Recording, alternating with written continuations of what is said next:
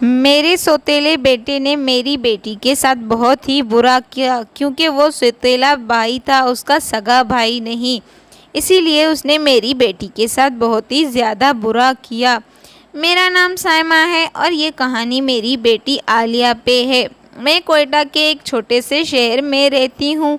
जब मैं बेवा हुई तो मेरे माँ बाप ने मेरी दूसरी शादी करवा दी। एक ऐसे शख्स से कर दी जिसका पहले से ही एक बेटा था और मेरे पास एक बेटी थी। अब मेरा बेटा और बेटी एक ही कमरे में सोते थे, मगर सुबह उठते ही मेरी बेटी हर रोज़ बेड की चादर चेंज कर देती थी। फिर मुझसे छुप छुप कर वो मैली चादर धो देती थी और ख़ुद नहाने जाती थी। कई बार मैं बेटी बेहोश हो जाती थी। वो दिन पर दिन कमज़ोर होती जा रही थी। एक सुबह मैं उठकर जब बेटी के कमरे में चली गई, आगे का मंजर देखकर मैं तो शर्म के मारे डूब गई। मैंने सोचा अल्लाह कभी भी किसी माँ को इस तरह का मंजर ना दिखाए, क्योंकि वहाँ मेरी बेटी और बेटा। मैं शादी के 2 साल बाद ही बेवा हो गई थी, क्योंकि मेरे माँ बाप ने मेरी शादी 16 साल की उम्र में करवा दी थी। जब मैं 18 साल की हो गई तो मैं बेवा हो गई थी। मैं अपने माँ बाप की एकलौती बेटी थी, मगर मुझे लगता था मैं अपने माँ बाप पर एक बोझ लगता हूँ। मेरे पैदा होने से मेरी माँ की खुशियाँ छीन गई थी और मेरे बाप को बेटे की ख्वाहिश थी, इसीलिए वो मुझे पसंद नहीं करते थे। क्योंकि मैं एक बेटी थी, वो मुझसे दिल लगाकर प्यार नहीं करते थे।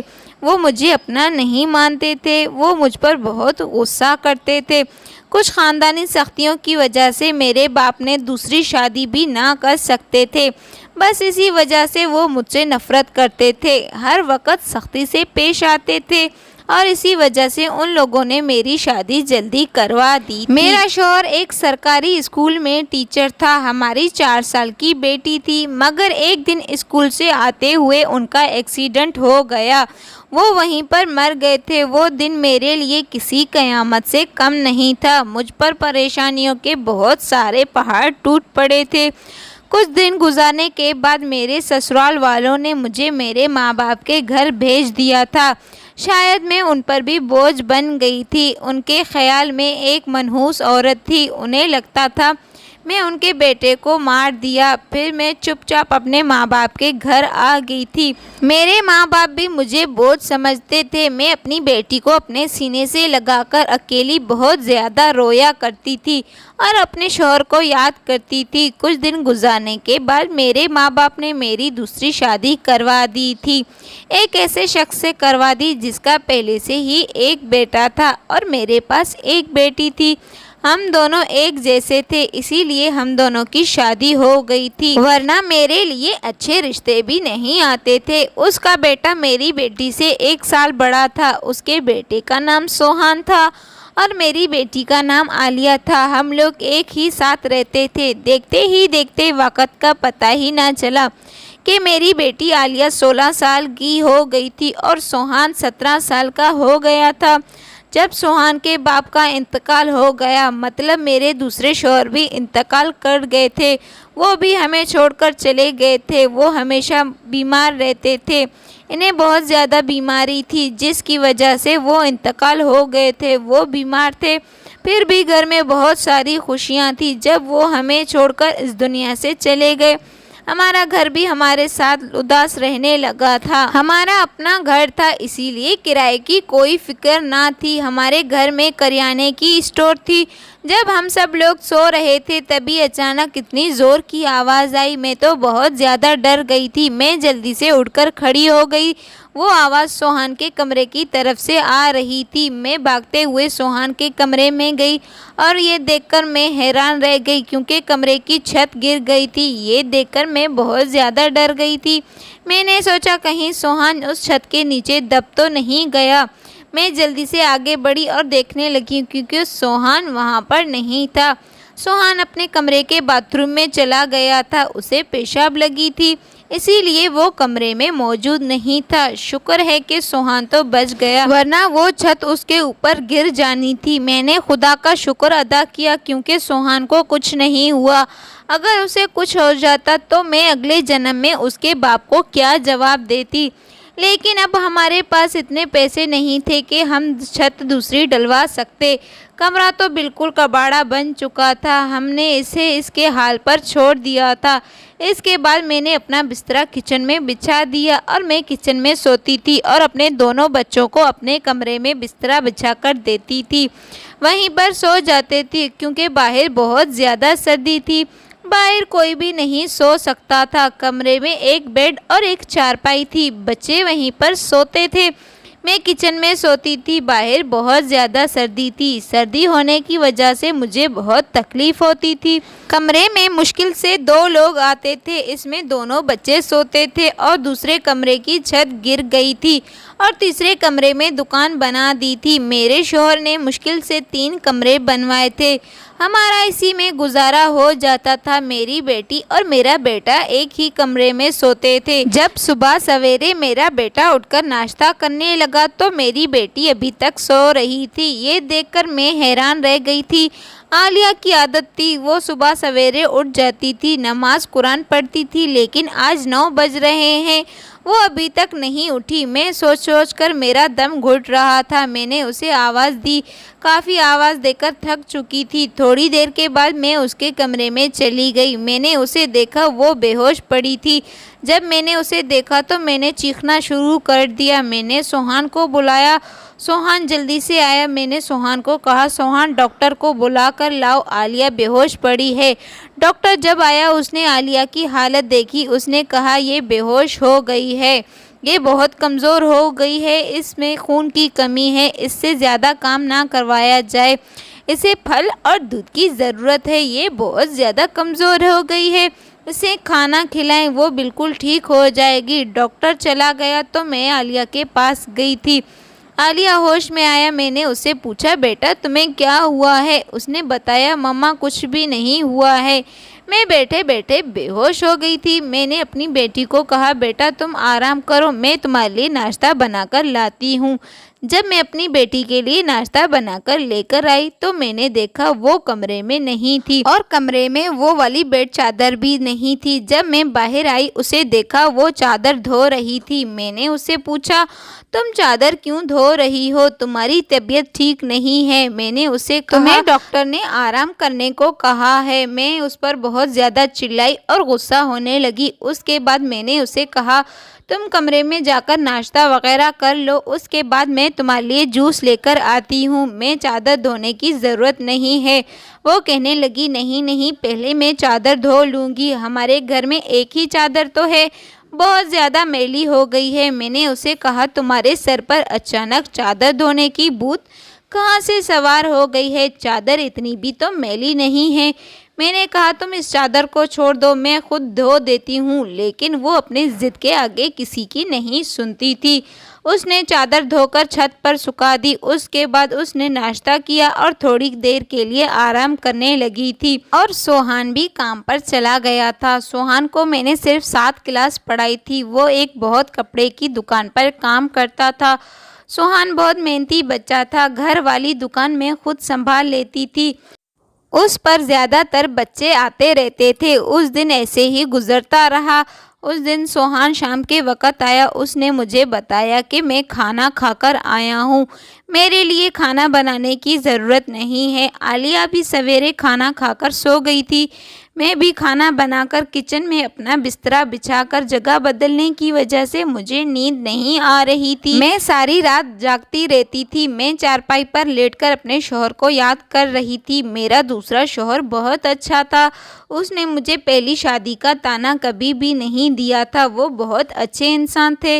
वो हमेशा मेरा ख्याल रखता था। उसने मेरी बेटी को अपनी बेटी समझ रखा था और मैंने उसके बेटे को अपना बेटा समझ रखा था। मैंने इसे कभी भी ताना नहीं दिया कि तुम मेरे सौतेले बेटे हो। मैं अपनी सगी औलाद समझती थी और मुझे वो अपनी सगी माँ समझता था।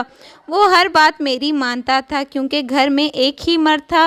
अगर सोहा ना होता तो हम 2 औरतें कहाँ जाते। वो काम भी मेहनत से करता था। मैंने उसे बोला तुम्हें काम करने की ज़रूरत नहीं है, तुम अपनी पढ़ाई मुकम्मल करो।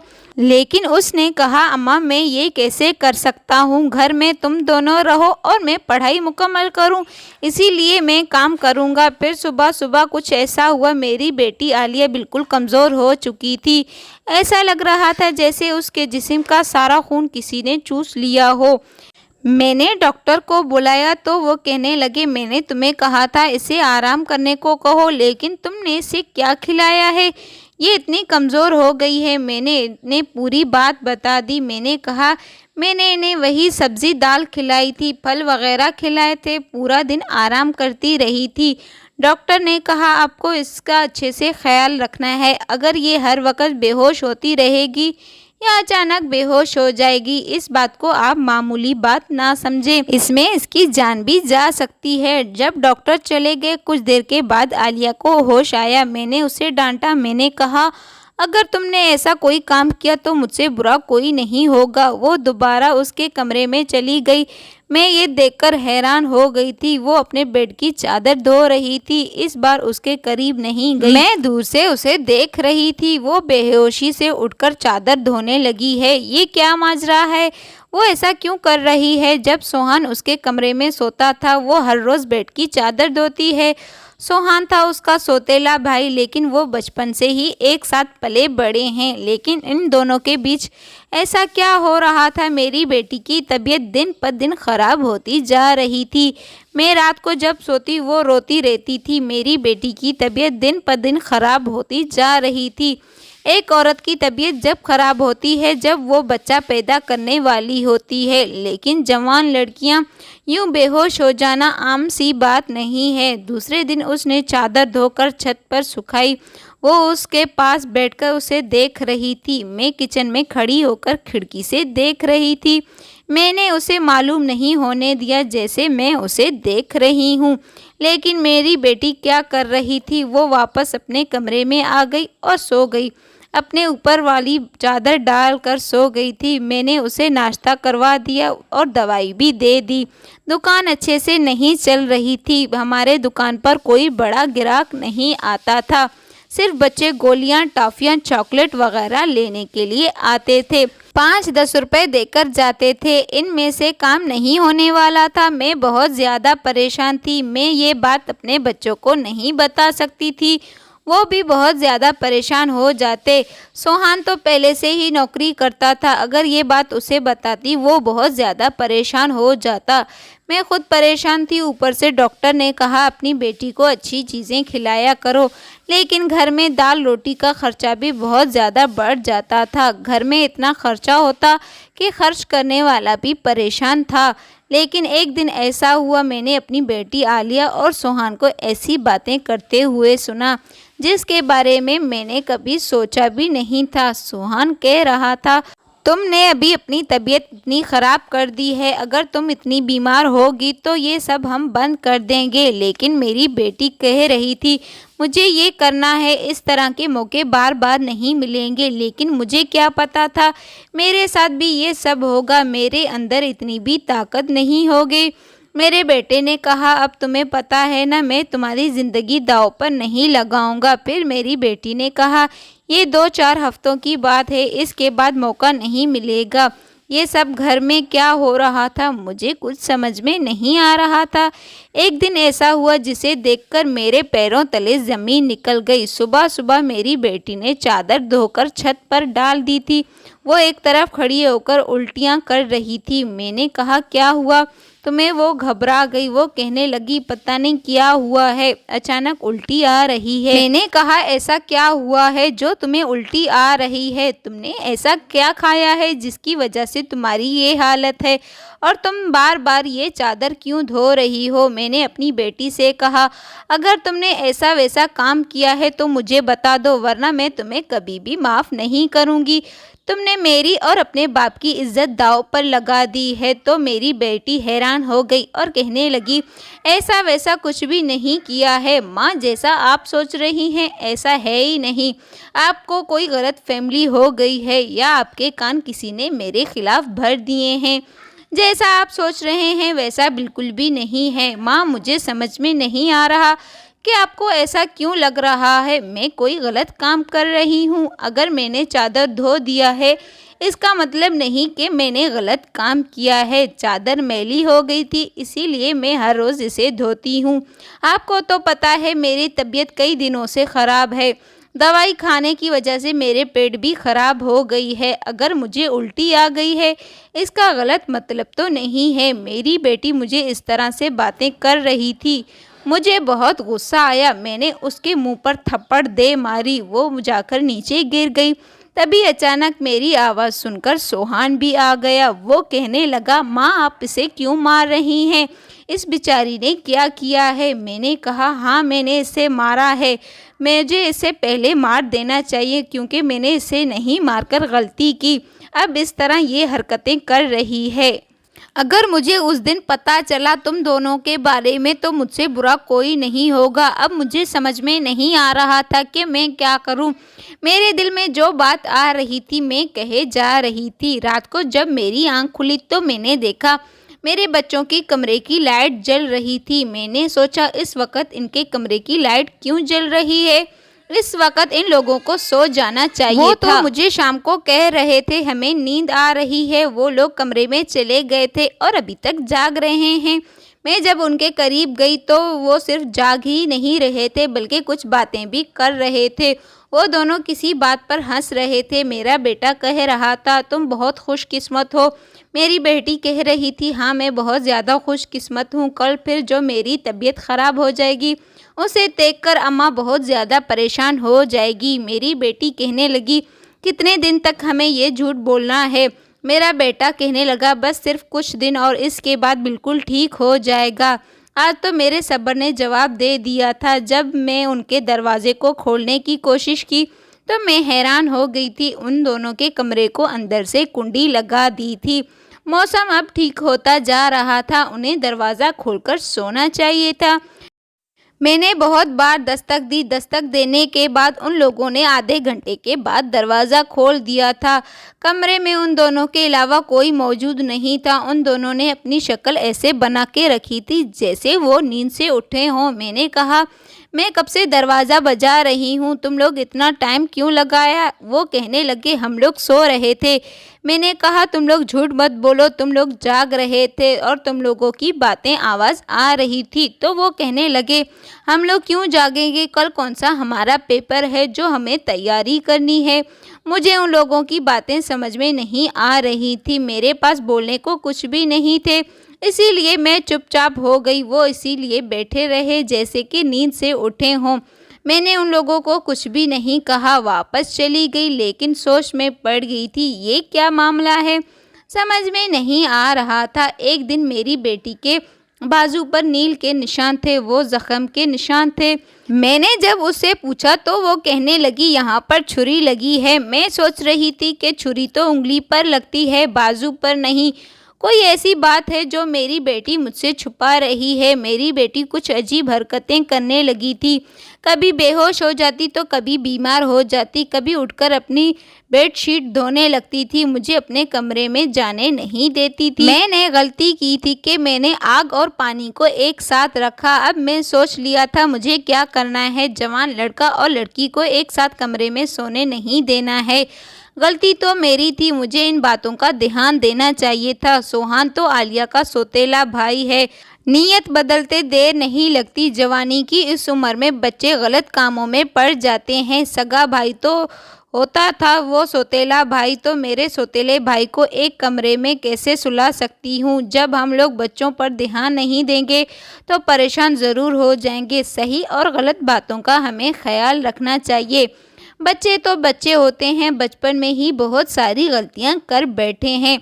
मेरे दिमाग में बहुत सारे सवाल आ रहे थे। अगर ये सवाल सही हो गए तो सारी गलती मेरी है। एक दिन मेरा बेटा मेरी बेटी को कोई चीज़ दे रहा था। मैं चुपकर उनकी बातें सुन रही थी। मेरे बेटे ने कहा तुम परेशान मत हो, इस परेशानी का इलाज मेरे पास है, ये दवाई ले लो। तुम पियोगी बिल्कुल ठीक हो जाओगी। मैं परेशान हो गई हूँ, मेरा बेटा किस चीज़ की गोलियाँ छुपाकर मेरी बेटी को दे रहा है। मैं सोच में पड़ गई थी, ऐसी कौन सी परेशानी है जिसकी इलाज के लिए इन दोनों ने आपस में कर रखे हैं, लेकिन मुझे नहीं बता रहे हैं। मेरी बेटी ने दवाइयाँ फ़ौरन से ले ली और अपने दुपट्टे के नीचे छुपा दी। बेटे ने कहा, रात को सोने से पहले खा लेना, अगले दिन तुम बेहोश बिल्कुल भी नहीं होगी। और 2-3 दिन तक मेरी बेटी वाकई बेहोश नहीं हुई थी। इसके बाद शायद वो गोलियां ख़त्म हो गई थी। एक दिन मेरी बेटी फिर से बेहोश हो गई थी। उस दिन मेरा बेटा भी घर पर नहीं था। मैंने मौके का फ़ायदा उठाकर अपनी बेटी के नीचे से चादर खींच ली, अपने कमरे में आ गई। उस चादर को खोल कर देखा, उस पर ऐसा क्या हुआ था। मेरी बेटी सुबह उठकर इस चादर को धोती है और अपनी बीमारी का भी ख्याल नहीं रखती है। मैंने जब चादर को खोलकर देखा तो मुझे कुछ नज़र नहीं आया था। जब मैंने गौर से देखा तो उस पर सफ़ेद सफ़ेद बाल लगे हुए थे। चादर पूरे बालों से भरी हुई थी। मुझे समझ में नहीं आ रहा था कि ये किस चीज़ के बाल हैं। ये सफ़ेद बाल और छोटे छोटे बाल थे। मैं हैरान थी, मुझे कुछ समझ में नहीं आ रहा था। मैं बेटा और बेटी की हरकतों पर परेशान थी। मुझे पता नहीं चला कि मेरी बेटी को कैसे पता चला। मैं इसके नीचे से चादर खींच कर लेकर आई हूँ। मेरी बेटी मेरे पास आ गई। वो बहुत घबरा रही थी। मेरे पास आकर बैठी और मैंने उससे पूछा, क्या बात है, तुम इतनी डर क्यों रही हो? मुझे सच सच बता दो, क्या हो रहा है? तो वो कहने लगी, अम्मा वो चादर कहाँ है? मैंने कहा, वो चादर मैंने धोकर ऊपर छत पर डाल दी है। तो वो उठकर जाने लगी। मैंने उसका हाथ पकड़ लिया और मैंने पूछा, उस चादर पर जो चीज़ भी लगी हुई है तुम मुझे बताओ वो किस चीज़ है? मुझे सच सच बता दो, मुझसे झूठ बोलने की ज़रूरत नहीं है। मैंने कहा, मेरे दिमाग में बहुत गंदे गंदे ख्याल आ रहे हैं। जब मेरी बेटी ने मुझे ऐसी बात बताई तो मेरे पैरों तले ज़मीन निकल गई। वो कहने लगी, अम्मा जैसा आप सोच रही हैं वैसा बिल्कुल भी नहीं है। हमने देखा कई दिनों से घर के हालात अच्छे नहीं चल रहे हैं। घर की दुकान भी अच्छे तरीके से नहीं चलती और भैया भी अच्छे तरीके से कमा नहीं पाते हैं। हमने कुछ ऐसा काम मिलकर किया है जिसकी वजह से हमारा घर अच्छे से चल सकता है। लेकिन एक दिन भैया के दोस्त ने उसे एक काम दिया। उसके पास 4 बिल्ली के बच्चे थे, उसे संभालना बहुत मुश्किल था। उसने बिल्ली के बच्चों को संभालने की हमें बहुत सारे पैसे दिए थे। दरअसल भैया भी सारा दिन वहीं पर बिल्लियों के बच्चे को संभालता है और रात को घर में संभालती हूँ। भैया को रात को आराम करना था, इसीलिए रात को मैं बिल्ली के बच्चों को संभालती हूँ और बिल्ली के बच्चों के बाल चादर पर लगे होते हैं, इसीलिए मैं चादर को धोती हूँ, क्योंकि मुझे पता है आपको इस तरह की चीज़ें बिल्कुल भी अच्छी नहीं लगती हैं। इसीलिए मैंने आपको नहीं बताया। मुझे पता चल गया है, मुझे बिल्ली के बच्चों से एलर्जी होती है और मैं सुबह उठकर बेहोश हो जाती थी। भैया ने मुझे दवाई लाकर दी थी, वो भी उस चीज़ की थी ताकि मुझे एलर्जी कम हो जाए। माँ, भैया का दोस्त बहुत अमीर है, वो इस काम के हमें बहुत सारे पैसे दे रहा था। वो हमें बिल्ली के बच्चों को संभालने का रोज़ का 1000 देता था और आज बिल्ली के बच्चों का आखिरी दिन था हमारे घर में, क्योंकि वो अपने बिल्ली के बच्चों को लेकर दूसरे शहर चला गया है। हमने इतने पैसे कमाए हैं कि हम इस घर की छत भी डलवा सकते हैं और घर के लिए अच्छा खासा राशन भी लेकर आ सकते हैं। हमें पता है कि आपको पालतू जानवर पसंद नहीं है, इसीलिए हमने आपको नहीं बताया है, लेकिन आपने तो हमारे बारे में ना जाने क्या क्या सोच लिया था। वो मुझे अपनी बहनों की तरह समझता है और मैं उसे अपना सगा भाई समझती हूँ। माँ ने जो हमारे बारे में बातें की वो हमारे दिल में जाकर तीर की तरह लगी थी। मैंने तो हमेशा अपने सगों की तरह रखा, वो तो हमें अपनों की तरह लगता था, लेकिन आपने हमारे बारे में ना जाने क्या क्या सोच रखा है।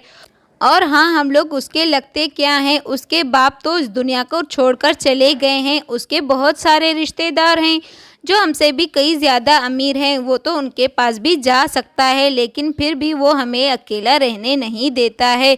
मैं तो उसकी सौतेली बहन हूँ, लेकिन वो हमेशा मुझे अपनी सगी बहन समझता है, इसीलिए हमारे बीच कुछ भी नहीं है। दिन को वो सारा दिन काम करता था और रात को मैं उसकी मदद करती थी। मैंने कहा कि रात को अभी खुद को संभाल लूँगी, लेकिन मैंने मना किया था। आप रात को आराम किया करें, रात को बच्चों को मैं संभाल लूँगी।